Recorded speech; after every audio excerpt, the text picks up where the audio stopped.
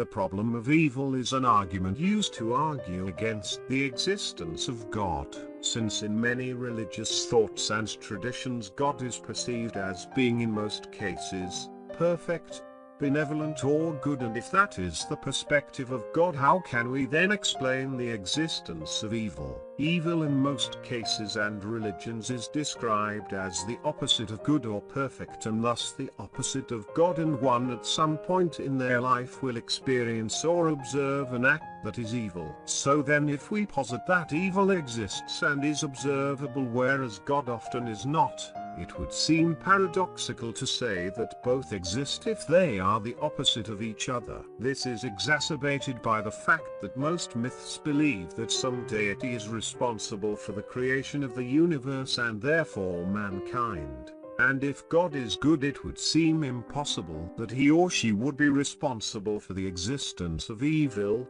yet it exists. Thus the conclusion that follows is that since evil exists, God therefore cannot exist, or their existence is not fully perfect. Therefore God could be some sort of supreme being but not God as we imagine a perfect being to be.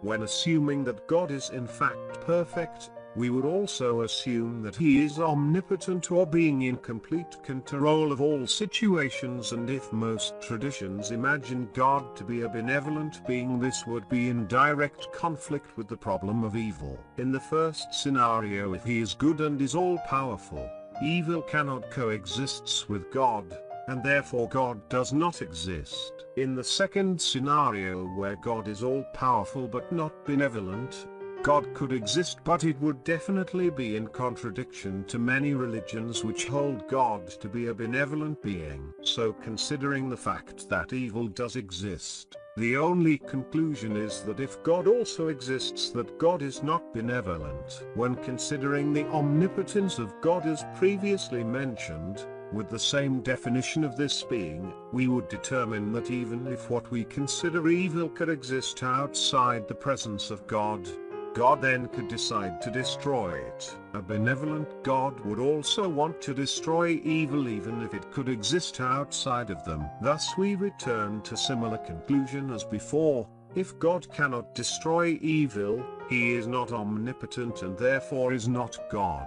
Second, if God does not want to destroy evil, then he is not benevolent, and here more conclusively we see a stronger proof that God does not exist. Furthermore, if like many creation myths do assume that God created the universe and God is benevolent, evil could not exist because his creation would also be benevolent. So either God also created evil, making him not a benevolent being, or he is unable to prevent the existence of it, therefore rendering him not omnipotent. Thus we reach the conclusion that either that religion is wrong and God did not create the world, thus the God of myths, which is benevolent, cannot exist. And if he does in fact exist, he is not good. The aforesaid mentioned are the reasons why one would assume that God cannot exist as we imagine him to be, although like all arguments there is a counter-argument, where evil is not created or a byproduct of God but a paradoxical complementary part to the existence of a good God.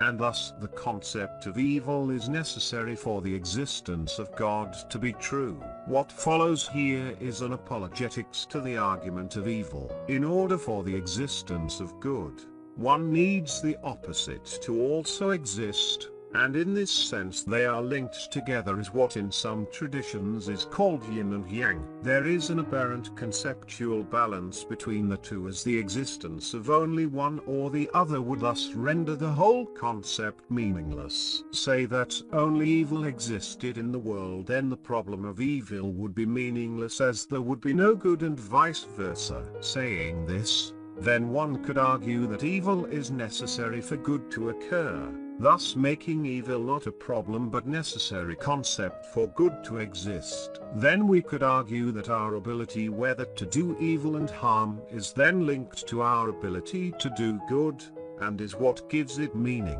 Furthermore, there are many goods that exist simply because of the existence of evil that could not exist otherwise, such as generosity and charity for those in need. This brings us to another point that could be a defense against the problem of evil, and that is in what was previously mentioned as ability. Because there is good and there is evil, we have choice. Having the choice to make a choice is what was intentional in God's plan. Thus God gave us free will for good to be meaningful. Then we could argue that the concept of evil exists outside of God and only with the individuals that decide whether to do good or to do evil. However, one could argue that even with all these points being made for the duality of the concept of good and evil, good could still exist without suffering, and more importantly, this paper has not yet addressed what evil even is. Because evil is a moral concept, it is therefore subjective, and what is considered evil in some traditions may not be considered evil in others. Take sacrifice for example. It inherently requires suffering of some sort of being. But in many Abrahamic traditions the concept is seen as benign and even necessary. In my opinion, this is the problem of evil. Because of its subjectivity, one could easily argue that what is occurring is not evil, and even deny that such things as good and evil even exist. That would be a nihilistic approach, but it is still valid. If good and evil do not exist, then it is meaningless where they fall in terms of God.